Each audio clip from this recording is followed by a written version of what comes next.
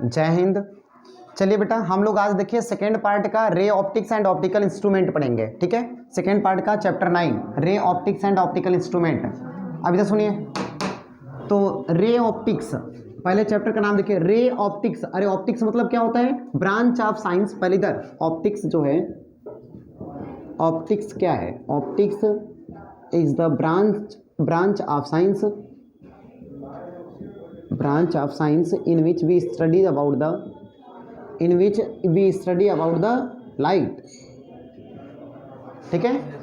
यहाँ ऑप्टिक्स क्या है? ऑप्टिक्स एक फिजिक्स का वह ब्रांच है साइंस में। कौन सा साइंस का? फिजिक्स का। फिजिक्स का वो ब्रांच है जिसमें हम लोग लाइट के बारे में स्टडी करते हैं, ठीक है। रे ऑप्टिक्स, अरे रे मतलब क्या होता है बेटा? रे इज द, रे किसे कहते हैं? लाइट रे कहते हैं ना हम लोग। तो रे मतलब क्या होता है? पाथ। रे मतलब होता है पाथ। लाइट जिस पाथ पर ट्रेवल करती है, जिस पाथ को फॉलो करती है, उस पाथ को हम लोग क्या कहते हैं? रे कहते हैं। सुना क्या? तो ये हो गया रे ऑप्टिक्स। रे ऑप्टिक्स का मतलब हुआ कि ऑप्टिक्स आप समझ गए कि लाइट का साइंस का वह ब्रांच है जिसमें हम लाइट से रिलेटेड पढ़ेंगे। और रे मतलब होता है लाइट जिस पाथ पर ट्रेवल करते हैं उसको लाइट रे कहते हैं या रे कहते हैं। और ऑप्टिकल इंस्ट्रूमेंट, ऑप्टिकल मतलब कि लाइट डिपेंडेंट ऐसे इंस्ट्रूमेंट जो लाइट के प्रेजेंस में काम करती हैं। अगर टेलीस्कोप, माइक्रोस्कोप, रिफ्लेक्टिंग टेलीस्कोप, ये सब जो होते हैं, ये लाइट अगर प्रेजेंस ना हो, लाइट अगर ना हो तो क्या कोई ऑब्जेक्ट को आप देख पाएंगे? उसमें नहीं देख पाएंगे। आपको पता है कि टेलीस्कोप, माइक्रोस्कोप में भी लाइट लगा होता है देखने के लिए। माइक्रोस्कोप में दिखे ना भाई वालों? हाँ, तब तो इसलिए जो ऑप्टिकल जैसे telescope, microscope, reflecting telescope, case grain, ये सब जो है ऑप्टिकल इंस्ट्रूमेंट हैं, ठीक है ना। इसमें हम लोग को रिफ्लेक्टिंग टेलीस्कोप नहीं पढ़ना है, शायद कटा हुआ है, ठीक है ना। बस एक ही, चलिए कोई बात नहीं, देखते हैं हम लोग यहाँ पढ़ते हैं। तो पहले रे ऑप्टिक, ये आपने एक ओवरव्यू ले लिया कि ray optics and optical instrument में हम लोग को पढ़ना क्या है, ठीक है ना। देखिए अब ऑप्टिक्स में, लाइट में, इसमें मेनली हम लोग को अभी दो, इस चैप्टर में दो लाइट से रिलेटेड फिनोमिना पढ़ना है। क्या? एक है पढ़ना रिफ्लेक्शन, एक बात और है, ऑप्टिक्स के दो ब्रांच होते हैं। एक ब्रांच होता है जो ये ऑप्टिक्स का, इसको रे ऑप्टिक्स कहते हैं। ऑप्टिक्स के दो ब्रांच होते हैं बेटा, एक होता है रे ऑप्टिक्स और एक होता है वेव ऑप्टिक्स। तो अभी हम लोग कौन पढ़ने जा रहे हैं? Ray optics. इसके बाद वाला चैप्टर क्या होगा? Wave optics. एक बात और, रे ऑप्टिक्स को हम लोग ज्योमेट्रिकल ऑप्टिक्स भी कहते हैं। ज्योमेट्रिकल ऑप्टिक्स भी कहते हैं। क्यों? क्योंकि ज्योमेट्रिकल मतलब क्या? ज्योमेट्री मतलब लाइन वगैरह, लाइन जो खींची गई हो जिनका ना। तो ये जो रे ऑप्टिक्स है, रे ऑप्टिक्स में तो लाइन वगैरह खींच कर ट्रेस करके हम दिखाते हैं पाथ वगैरह ना। तो इसलिए रे ऑप्टिक्स को हम लोग ज्योमेट्रिकल ऑप्टिक्स भी कहते हैं। सुना क्या? तो चलें अब हम लोग पढ़ते आते टॉपिक पर। तो इसमें हम लोग को रिफ्लेक्शन देखिए नहीं पढ़ना है, रिफ्लेक्शन कट चुका है सीबीएसई के इस सिलेबस में, रिफ्लेक्शन नहीं पढ़ना है। तो यहाँ पे हमें इसमें दो चैप्टर पढ़ना था। एक पढ़ना था रिफ्लेक्शन पढ़ना था और एक पढ़ना था रिफ्रैक्शन ऑफ लाइट, रिफ्रैक्शन। तो ये हमारा कट चुका है, बस हमें रिफ्रैक्शन पढ़ना है, ठीक है। वैसे बस बता देते हैं कि रिफ्लेक्शन होता क्या है। तो रिफ्लेक्शन क्या है? The sending back of light into the same medium when light incident on a smooth surface. जब लाइट किसी स्मूथ सरफेस पर आकर के इंसिडेंट होती है, किसी स्मूथ सरफेस पर आकर लाइट टकराती है, इंसिडेंट होती है, स्ट्राइक करती है, तो वापस वो उसी मीडियम में अगर लौट गई, अगर उसी मीडियम में, सेम मीडियम में वो रिफ्लेक्ट बैक हो जाए, तो इस फिनोमिना का कहेंगे reflection, light, reflection of light, reflection कहेंगे। याद रखना, रिफ्लेक्शन तब होगा जब मीडियम क्या हो? सेम। अगर दूसरे मीडियम में चले गए, मीडियम चेंज हो गया तो क्या हो जाएगा? रिफ्रैक्शन। ओके। तो रिफ्लेक्शन में, रिफ्लेक्शन दो तरह का होता है, एक रेगुलर रिफ्लेक्शन और एक, हाँ, रेगुलर रिफ्लेक्शन और एक होता है इर्रेगुलर रिफ्लेक्शन। तो देखिए इर्रेगुलर रिफ्लेक्शन में क्या होता है? अगर ये कोई सरफेस है, इस पे मान लीजिए ये पैरेलल बीम ऑफ लाइट आई। एक बात और, आपने रे जान लिया कि रे क्या है, तो रे है पाथ लाइट का। अगर आपसे कहा जाए बीम ऑफ लाइट, बीम क्या है? तो bundle or group of light rays, bundle or group of light rays is called as the beam, है ना। तो बहुत सारी लाइट रेज एक साथ, जैसे आप टॉर्च जलाते हैं यहाँ पर, तो इससे लाइट निकलती है ना, ऐसे लाइट निकलती है ना। तो ये पूरा क्या है? ये बीम है, लाइट बीम है। ओके बेटा, तो बीम कहलाएंगे वो। Group or bundle of light rays is called as the beam of light. अब जो सुनिए, यहाँ पर लाइट पैरेलल लाइट आई तो ये सारी क्या है, इंसिडेंट रे। ये सारी क्या है, इंसिडेंट रे। ये जो इंसिडेंट रे यहाँ पर स्ट्राइक की सरफेस पर, फिर ये किसी पर्टिकुलर डायरेक्शन में रिफ्लेक्ट हो जाती हैं। एक बात और, अगर ये सरफेस स्मूथ सरफेस है तो जो लाइट रेज आई हैं यहाँ पर, फिर वो जैसे पैरेलल आई हैं वैसे ही पैरेलल ही है, रिफ्लेक्ट भी होंगी। इनके बीच का पैरेललिज्म ब्रेक नहीं होगा। तो ये अगर ऐसा है तो इसको कहेंगे रेगुलर रिफ्लेक्शन ना, इसको कहेंगे रेगुलर रिफ्लेक्शन। अगर ऐसा रिफ्लेक्शन हो कि लाइट आवे सरफेस पर और वो डिफरेंट डायरेक्शन में चली जाए तो उसको कहेंगे इररेगुलर। ये तो रेगुलर रिफ्लेक्शन का एग्जांपल क्या होगा, इसका एग्जांपल क्या होगा, तो मिरर पे लाइट आती है तो वो जिस डायरेक्शन से आई उतनी जितना एंगल बना करके, angle of reflection, angle of incident ना, तो दोनों बराबर होते हैं रिफ्लेक्शन केस में। तो जितना एंगल पर आई लाइट उतनी एंगल पर फिर वापस रिफ्लेक्ट हो जाती है। तो यहाँ पर जैसे ऐसे आप ड्रॉ करें तो ये एंगल आई है तो इतना ही एंगल आर भी होगा, तो इसको कहेंगे रेगुलर रिफ्लेक्शन। एग्जांपल, मिरर पे लाइट स्ट्राइक करती है तो ठीक है। अब वाटर पर भी अगर रखा हुआ है किसी यूटेंसिल में, बर्तन में रख करके पानी, उस पर टॉर्च जलाइए तो देखिए दीवार पे कहीं ब्राइट स्पॉट बनता है, हाँ ठीक ना। तो अब सुने, यहाँ पर अगर मान लीजिए इरेगुलर सरफेस है, इधर सरफेस जो है रफ सरफेस है, ठीक है, उबड़ खाबड़ रफ सरफेस। तो अगर रफ सरफेस है, अगर इस पे कोई पैरेलल लाइट आई तो अभी लाइट आई तो यहाँ से ऐसे चली जाएगी, ई लाइट आई तो ऐसे चली गई, यहाँ पर आई तो ऐसे चली गई। तो बताइए क्या इनके बीच में पैरेललिज्म अभी भी बना है? No sir. तो ये in all possible direction when light strike or incident on a surface and it goes in all possible directions, then this phenomena of light is called as the irregular reflection of light. Irregular, regular नहीं है ना, किसी particular direction नहीं है ना, तो इसको कहेंगे इरेगुलर। और इसी को हम लोग स्कैटरिंग ऑफ लाइट भी कहते हैं। अरे स्कैटर मतलब क्या होता है? बिखर जाना। तो स्कैटरिंग मतलब बिखर गया, ये सभी डायरेक्शन में फैल गया तो मतलब बिखर ही तो गया। तो इरेगुलर कहिए चाहे स्कैटरिंग ऑफ लाइट कहिए, ठीक है। जो अभी मैंने पढ़ा है नहीं पढ़ना था, मतलब अरे बस बता दिया मैंने कि ये रिफ्लेक्शन क्या होता है, कट चुका है। रिफ्लेक्शन ओवरव्यू मैंने ले लिया, ठीक है ना, कि रिफ्लेक्शन क्या है, रिफ्लेक्शन बेस्ड कुछ फिनोमिनास क्या है, कुछ टर्मिनोलॉजी क्या होती है, ये इतनी बात समझ में आई क्या? चलिए अब इसके आगे हम लोग पढ़ते हैं। रिफ्लेक्शन शुरू करना है ना। 1 मिनट। अच्छा 1 मिनट, देखिए बेटा एग्जाम्पल। तो इसका एग्जाम्पल स्कैटरिंग ऑफ लाइट या इरेगुलर का एग्जाम्पल क्या होगा? इसका एग्जाम्पल ये होगा, अगर आप रूम की लाइट बंद कर दीजिए और अगर मिरर पे लाइट ऐसे टॉर्च जलाइए तो लाइट कहीं एक जगह ब्राइट स्पॉट बनाता है क्या? एक जगह ब्राइट स्पॉट बनाता है दीवार पे ना। लेकिन अगर आप पेज कॉपी रख करके लाइट बंद कीजिए और उस पर टॉर्च जलाइए तो पूरे रूम में लाइट स्कैटर हो जाती है, पूरे रूम में, ठीक है ना। तो इधर तो इसलिए आप अगर ये इस पर सरफेस पर अगर कॉपी के पेज पर अगर कर रहे हैं तो वो पूरे रूम में फैल जा रही लाइट। इसका मतलब कि कॉपी का पेज क्या है? रफ सरफेस है, खुरदुरा है। तो हाँ, तो वो खुरदुरा होने की वजह से हाँ रफ सरफेस है, इसलिए वो ऑल पॉसिबल डायरेक्शंस में लाइट को स्कैटर करा रहा है, भेज रहा है। तो इरेगुलर या स्कैटरिंग ऑफ लाइट, समझ में आया क्या? अब पढ़ते हैं। अब पढ़ना हमें क्या है? Refraction of light. रिफ्लेक्शन नहीं, रिफ्रैक्शन। वही बोले सर, रिफ्रैक्शन। अच्छा, आते आते यहाँ रिफ्लेक्ट होके चला गया होगा इधर, हाँ रिफ्रैक्शन हो गया आते आते, हाँ ठीक है। तो देखिए हम लोग को पढ़ना है रिफ्रैक्शन ऑफ लाइट।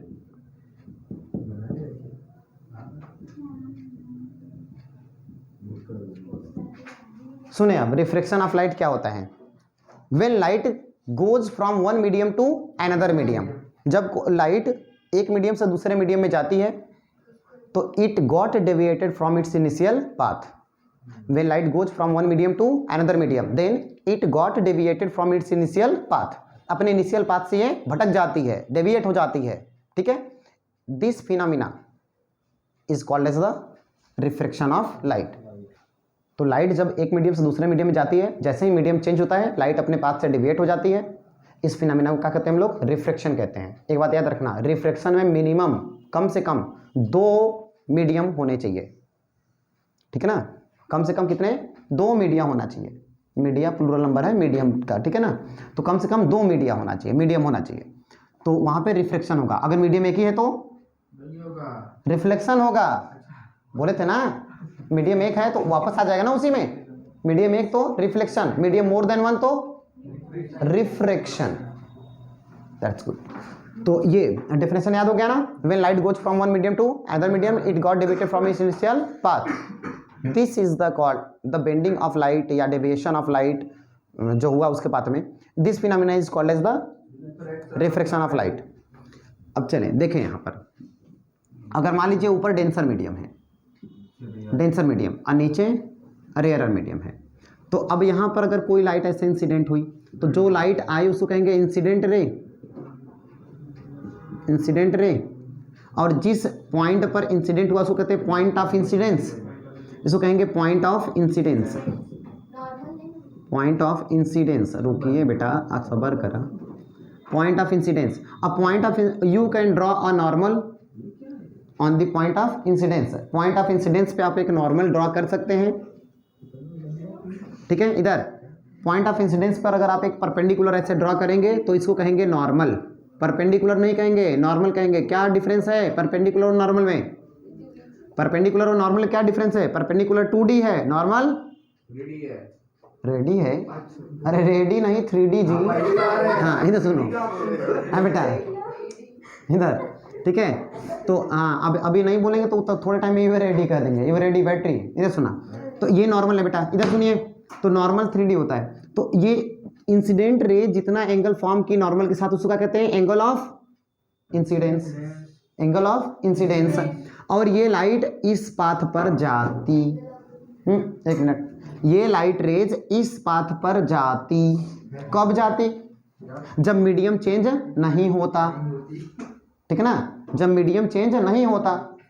लेकिन मीडियम चेंज हुआ है, ऊपर है डेंसर, डेंसर है, इधर रेयरर है, आप उल्टा भी कर सकते थे। चलो फिलहाल देखो, अगर यहाँ डेंसर या रेयरर है तो मीडियम चेंज हुआ है तो लाइट अपने इस पाथ को फॉलो नहीं करेगी। क्यों? सुनना, डेंसर मीडियम से लाइट रेयरर मीडियम में जाएगी तो उसकी स्पीड घटेगी कि बढ़ेगी? बढ़ेगी। डेंसर मीडियम है ना, इसमें पार्टिकल पास पास होंगे, इसमें पार्टिकल दूर दूर होंगे, तो लाइट पार्टिकल कम को लाइट करेगा ना, तो उसकी स्पीड ज़्यादा ना होगी। तो इसलिए यहाँ पे स्पीड ज़्यादा होगी तो ये दूर तक जाएगा, बेंट क्या हो जाएगा? For away.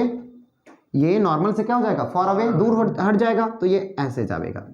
E dotted line से दिखा दीजिए कि लाइट का ये इनिशियल पाथ ऐसा होता अगर मीडियम चेंज नहीं होता। अब यहाँ पर कह देंगे कि ये क्या है? रिफ्रैक्टेड रे, रिफ्रैक्टेड रे। अब जरा मुझे बताइए, नॉर्मल के साथ रिफ्रैक्टेड रे जो एंगल फॉर्म की उसको क्या कहेंगे? एंगल ऑफ रिफ्रैक्शन, उसको कहेंगे एंगल ऑफ रिफ्रैक्शन, इसको कहेंगे एंगल ऑफ रिफ्रैक्शन।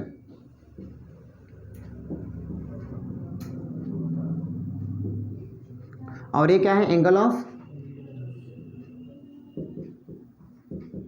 रिफ्लेक्शन, ठीक। अब देखिए एक बात और, अगर डेंसर मीडियम से रेयरर मीडियम में लाइट जाएगी तो बताइए इंसिडेंस, एंगल ऑफ इंसिडेंस ज्यादा होगा कि एंगल ऑफ रिफ्लेक्शन ज्यादा होगा?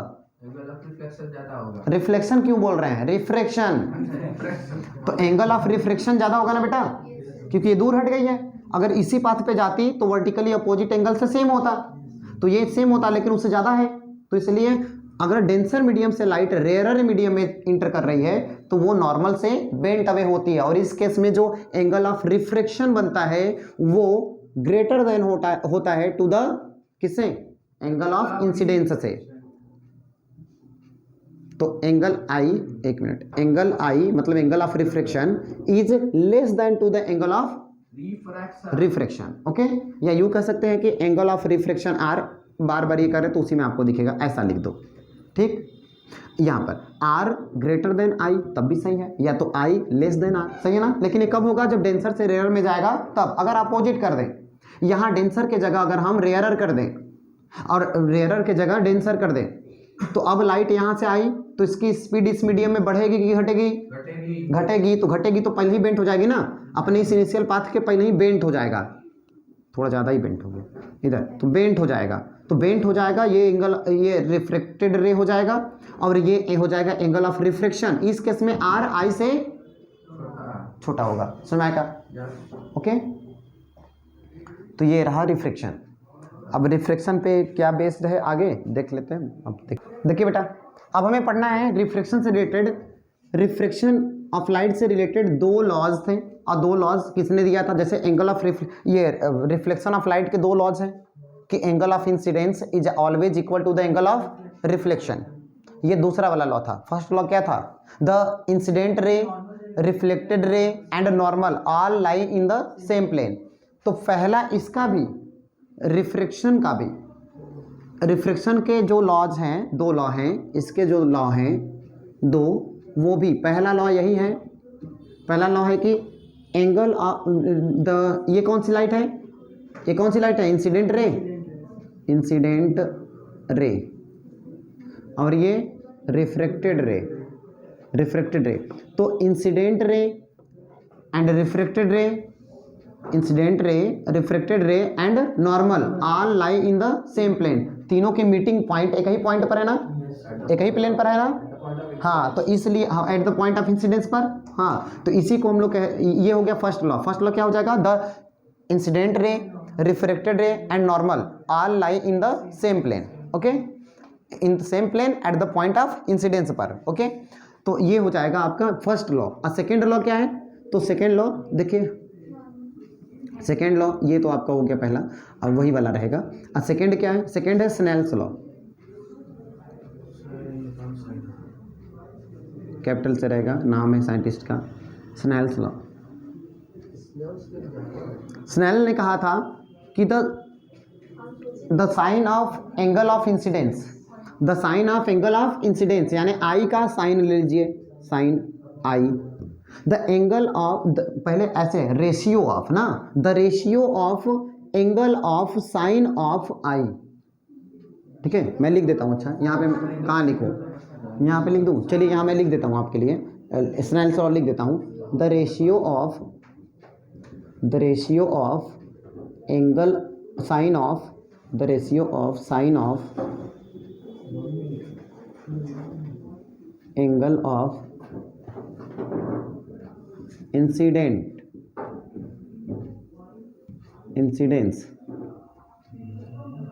एंड एंगल ऑफ क्या? एंगल ऑफ रिफ्रैक्शन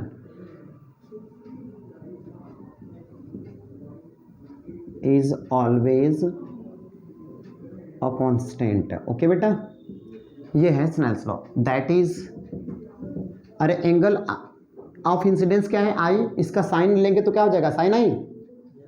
और एंगल ऑफ रिफ्रैक्शन क्या है? आर, इसका साइन लेंगे तो क्या हो जाएगा? Sine R. और इन दोनों का रेशियो लेना है तो इसके अपॉन में साइन आर कह दे, और ई दोनों का रेशियो हमेशा क्या होगा? एक कांस्टेंट होगा, तो यहाँ लिख सकते हैं अ कांस्टेंट, ओके।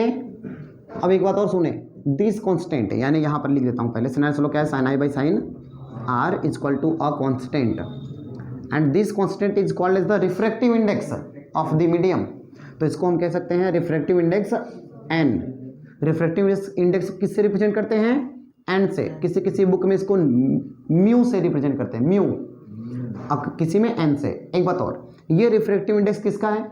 सेकेंड मीडियम का है फर्स्ट मीडियम के रिस्पेक्ट में। अभी आपसे बात करते हैं कि रिफ्रैक्टिव इंडेक्स होता क्या है। तो ये रिफ्रैक्टिव इंडेक्स है, इसी को कहीं कहीं ऐसा भी लिखा रहेगा, हो सकता है एन को n/1, या हो सकता है इसी को ऐसे लिखा हो कि n2/n1, ऐसा भी लिखा हो सकता है उसके रिस्पेक्ट में, ठीक है ना। तो सेकेंड मीडियम का है फर्स्ट मीडियम के रिस्पेक्ट में। ये हो गया स्नेल्स लॉ। अब बात करते हैं कि रिफ्रैक्टिव इंडेक्स होता क्या है, तभी आगे हम पढ़ पाएंगे, बढ़ेंगे आगे देखेंगे। तो सुने क्या, 2 ऊपर लिखिए एंड 2 ऊपर 1 नीचे रखिए, 21 लिखिए। हाँ तो उस पे 2 नहीं भाई, ये सुनिए ना ना ना ना, इसी को किसी बुक में ऐसे बस लिख देता है, बात वही होगी, n2 1 आगे ऐसे भी लिखा जाता है इसी को, चाहे n21 लिखिए चाहे n21 यहाँ लिखिए कि 1 के रिस्पेक्ट में सेकंड मीडियम का, लेकिन हम इधर बगली में लिख देते हैं क्योंकि ऐसे इजी पड़ता है, फिर से वापस आके इधर नहीं लिखना पड़ता। तो सुने इसको n21, बस एक बात याद रखना, जो बगल में है उसी का रिफ्रैक्टिव इंडेक्स है बस, ओके।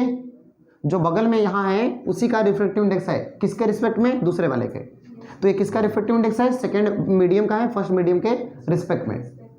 और वैसे भी समझिए, लाइट एक जिस मीडियम में है उस मीडियम को छोड़ के दूसरे मीडियम में जाएगी तभी ना वो डेविएट होगी, बोलिए तभी ना डेविएट होगी। तो उसी को जिस मीडियम में वो जा रही है दूसरी बार इंटर कर रही है, उसी मीडियम का रिफ्रैक्टिव इंडेक्स है, ठीक है। अब सुनिए रिफ्रैक्टिव इंडेक्स होता क्या है?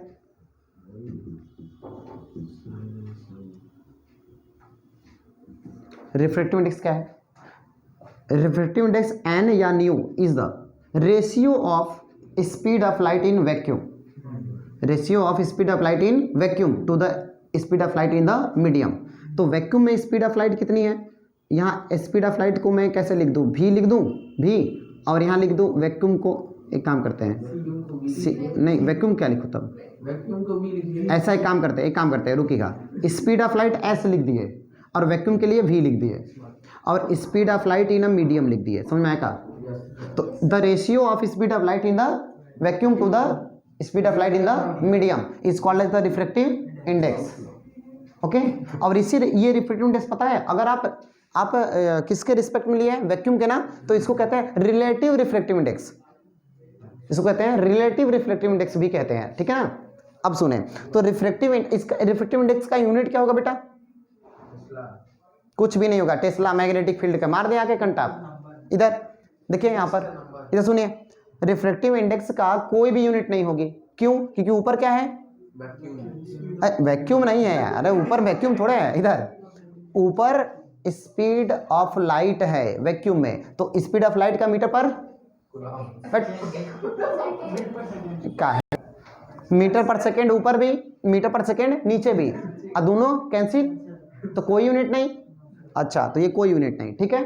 अब यहाँ देखिए, तो मेरे रिफ्रैक्टिव इंडेक्स का कोई यूनिट नहीं होगा। अब ये तो बात होगी मैथमेटिकल टर्म्स में, हम लोग इस रिफ्रैक्टिव इंडेक्स का समझ लिए मीनिंग क्या है या डेफिनेशन क्या है। एक्चुअल में रिफ्रैक्टिव इंडेक्स होता क्या है समझते हैं। तो रिफ्रैक्टिव इंडेक्स इज द, इधर refractive index is the amount of deviation of light when it goes from one medium to other medium. जब लाइट एक मीडियम से दूसरे मीडियम में इंटर कर रही है, तो वो अपने पाथ से कितने अमाउंट में डेविएट हुई है, उसी को हम कहेंगे रिफ्रैक्टिव इंडेक्स। अगर जिस मीडियम में इंटर कर रही है उस मीडियम का रिफ्रैक्टिव इंडेक्स पहले वाले जिस मीडियम से जा रही है, जिस मीडियम से पहले मीडियम से दूसरे मीडियम में जा रही है, अगर पहले मीडियम के रिस्पेक्ट में दूसरे मीडियम का रिफ्रैक्टिव इंडेक्स ज़्यादा हुआ तो लाइट बेंट करेगी, और अगर कम हुआ तो फार अवे होगी, दूर भागेगी। सही है ना? क्योंकि पास पास पार्टिकल होंगे तो लाइट की स्पीड क्या हो जाएगी? कम हो जाएगी, घट जाएगी। तो लाइट की स्पीड घट जाएगी तो पहले ही गिर जाएगा, समझ में आएगा? और अगर डेंसर मीडियम से रेयर में जा रही है तो लाइट की स्पीड बढ़ जाएगी। क्यों? क्योंकि पार्टिकल दूर दूर है, कोलिजन कम होगा इसलिए। जैसे एग्जांपल, अगर आप जितना हवा में तेज से दौड़ सकते हैं, थोड़ा सा ही पानी होगा तो उसमें दौड़ेंगे तो उतना तेज नहीं दौड़ पाएंगे आप। क्यों? पानी के पार्टिकल्स पास पास हैं तो हमें रिटार्ड करेंगे, हमारी स्पीड को वो कम करेंगे। समझ में आया? आप साइकिल चला रहे हैं जितना तेज, पीछे से कोई आके अचानक से बैठ गया तो आपकी स्पीड कम हो जाएगी। अगर वो फिर से अचानक से उतर गया, आप उतनी तेज चला रहे हैं, आपके ऊपर आकर कोई साइकिल पर बैठ गया तो आपकी स्पीड कम हो जाएगी। लेकिन जैसे ही वो उतर जाएगा फिर से स्पीड बढ़ जाएगी। सही है ना? बस इधर देखिए बेटा, अगर यहाँ पर अगर हम स्नेल्स लॉ को अप्लाई करें, इधर देखिएगा, स्नेल्स लॉ को sine I by sine R equal to N या N two by N one. अगर मैं कह रहा हूँ कि sine I upon sine R, ऊपर लिखते हैं, यहाँ हटाते हैं इसको,